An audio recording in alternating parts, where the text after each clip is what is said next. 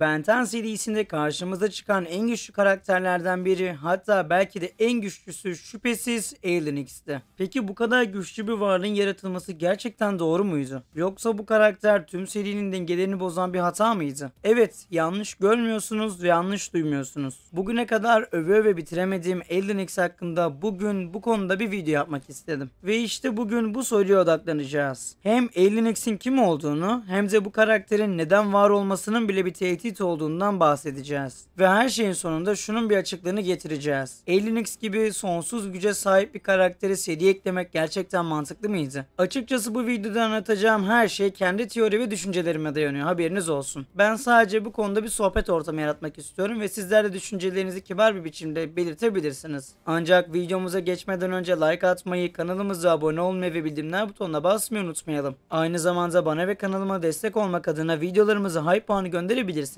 Evet, eğer hazırsanız hemen videomuza geçelim.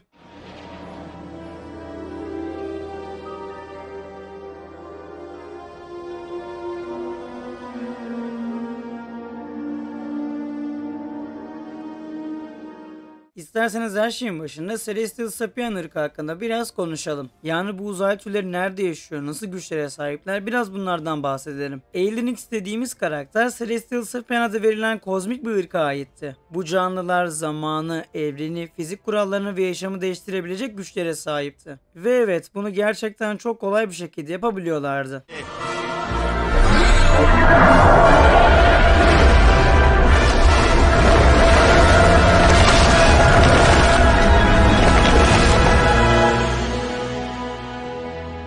Seride gördüğümüz kadarıyla her Celestial Sapien'in zihninde ayrı bilinçler bulunuyordu. Mesela bizim Ben Tennyson'ı ele alalım. Yani Ben Tennyson'ın Alien X formunu. Bizim Ben Tennyson'ın zihninde Serena merhametin sesini temsil ederken Belikus öfke ve saldırganlığın sesini, Ben Tennyson'ın kendisi ise aklın sesini temsil ediyordu.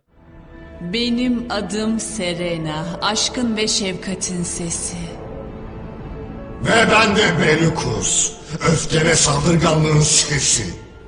Sen de aklın sesi olmalıydın. Bahsettiğimiz bu kişilikler bir konuda fikir birliğine varmadıkça hiçbir şey yapamıyorlardı. Ama eğer bir şekilde anlaşabilirlerse işte o zaman akıllarından geçen her şeyi anında gerçekleştirebiliyorlardı. Yani nasıl örnek vereyim, yeni bir galaksi yaratmak mı? Bunu yapabilirler. Ya da tüm zaman çizgisini sıfırlamak mı? Onu da yapabilirler. Veya seride gördüğümüz kadarıyla bir evreni tek hareketle silmek mi? Evet, bunu da mümkün hale getirebilirler.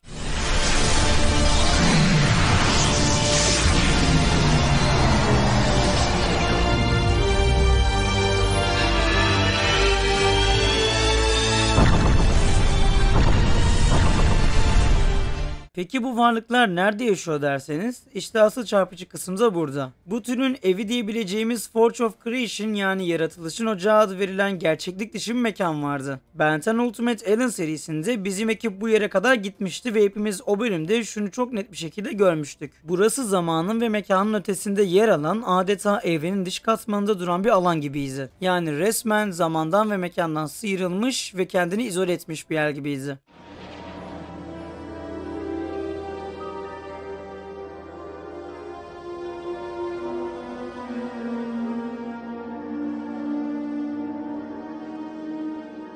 Yani düşündüğümüz zaman Celestial Sapienler bizim fiziksel gerçekliğimizde bile değillerdi. Onlar hiçbir fiziksel tehdidin ulaşamayacağı, hiçbir kozmik olayın etkileyemeyeceği bir düzlemde var oluyorlardı. Bu da demek oluyor ki onları yenmek veya durdurmak gibi bir ihtimal teorik olarak bile mümkün değildi. Hatta bırakın onları yenmeyi, yanlarına ulaşmak bile başlı başına imkansıza yakındı. İşte bu yüzden sadece var olmaları bile tüm evrenin dengesi için başlı başına bir riskti. Eminim içinizde şunu soranlar da olacaktır. Madem seride bu kadar güçlü bir uzaylı türü var, yani akla gelebilecek her şeyi yapabiliyorlar, o zaman Ben 10 serisinde niye belli başlı tehditler hala kol gezebiliyor? İşte bu noktada kafalar gerçekten karışıyor. Çünkü Alien X varsa neden hala Vilgax gibi düşmanlar var? İnsanlar buna gerçekten anlam veremiyor. Yani neden seri içinde hala savaşlar, kıyamet tehditleri, zamanla oynayan kötüler ortada dolaşıyor ki? Aslında bunun cevabı şu: Alien X'in bu kadar güçlü olması aslında evrendeki tüm doğal mücadelelerin anlamını yok ediyordu. Yani düşünsenize, bir düğmeyle her şeyi geri alabiliyorsan o zaman hiç kimsenin çabasının bir önemi yok ki. Seri boyunca gördüğümüz Kevin'in, Gwen'in, hatta bizim kahramanımız Ben Tennyson'ın bile hiçbir önemi yok. Aslında her karakter Elden X ve Celestial Sapienler'in geri planında kalıyor. Çünkü Elden X ve Celestial Sapienler varken her şey reset tuşuyla çözülebilir gibi görünüyor. Peki bu kadar sonsuz ve kozmik bir gücün var olması sizce bir güvence mi yoksa bir risk mi taşıyordur? Bana kalırsa bu kadar güce sahip bir varlığın var olması bana göre sigorta değildir. Tam anlamıyla bir tehdit oluşturur. Çünkü Celestial Sapienler canları istediğinde evreni baştan yazabiliyorlardı. Hatta yazdıklarını da görmüştük. Seride gördüğümüz kadarıyla birçok Celestial Sapien evreni defalarca kez sıfırlamıştı. Hatta seride sık sık gördüğümüz karakterlerin pek çoğunun tasarımı da fazlasıyla değişmişti. Yani Celestial Sapienler evreni sürekli olarak sıfırlıyor, yeni kurallar ve yeni başlangıçlar yazıyordu. Benim demek istediğim Celestial Sapiensler evreni her zaman değiştirip duruyorlar. Neden ilk düşünür Azmuth'un sesi ve görüntüsü 3 defa değişti? Bildiğimiz gibi Celestial Sapiensler dışarıda. O zaman şu soruyu da sormamız gerekiyor. Peki ya o sırada o evrende yaşayan canlılar? Onların özgür iradesi ne oluyor? Ne hissettikleri, ne düşündükleri, hangi kararları verdikleri hiçbir önemi kalmıyor. Çünkü yukarıda birileri böyle istemiyorum dediğinde her şey sıfırlanabiliyor. Sizce bu özgürlük mü yoksa kozmik bir diktatörlük mü oluyor? Bana kalırsa diktatörlük. Seride diğer Celestial Sapienlerin evrenin sıfırlamasının yanı sıra Omniverse serisinde zorda kaldığı için bizim Ben Tennyson'da Elden X'te evreni sıfırlamak zorunda kalmıştı. Evet, düşündüğümüz zaman aslında Ben Tennyson'ın niyeti iyiydi ve belki de dünyayı kurtarmayı başardı. Ama o noktada karar verme yetkisi sadece onda mı olmalıydı? Bu hareket Elden X'in ne kadar büyük bir sorumluluk taşıdığını gösteriyordu aslında. Çünkü yanlış bir karar tek bir saniyede tüm evrenin kaderini değiştirebiliyordu. Ve bu gücün genç bir çocuğun elinde olması işte bu serideki en kırılgan ve en sorgulanması gereken detaylardan biriydi.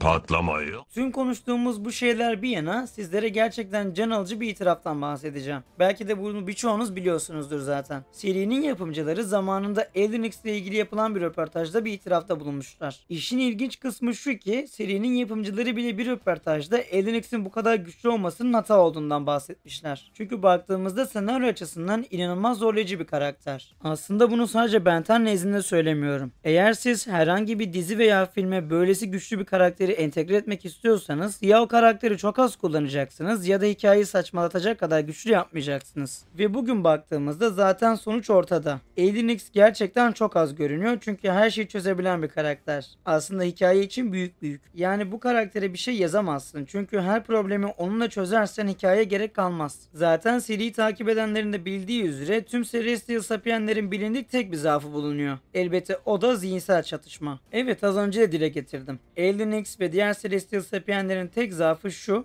içindeki bilinçler. Yani bu bilinçlerle anlaşamazlarsa hiçbir şey yapamazlar. Evet, bu bir dengeleyici mekanizması gibi duruyor ama yine de çok mantık dışı. Çünkü videonun başında da söylediğim gibi eğer anlaşabilirlerse, tekrar edeyim, ne isterlerse onu yapabilirler. Elbette serinin yapımcıları uzaylıyı biraz da olsa dengeleyebilmek adına böyle bir zaaf eklemişler. Ancak bunda ne kadar mantıklı olduğu tartışmaya açık. Yani düşündüğümüz zaman hiçbir şey onları durduramaz. Ne Azmuth, ne Paradox, ne de başka bir güç. Korkunç olan şey ise şu: bu sınırsız gücün tamamen birkaç sesin anlaşmasına bağlı olması. Bana kalırsa bu gerçekten evrensel bir kumar. Sonuç olarak dostlarım şunu söyleyebilirim: Elden X sadece her şeyi yapabilen bir karakter değil, aynı zamanda her şeyi mahvedebilecek bir karakterdi. Güçlü olmak güzel olabilir ve bir çizgi dizide böylesi bir karakter izlemek gerçekten insanların hoşuna gidiyor olabilir. Ama kontrolsüz güç, işte asıl sorun da bu. Sizce Elden X gibi sonsuz güce sahip ve durdurulması imkansız bir uzaylı turu Ben 10 serisi gibi bir evrende yer almalı mıyız?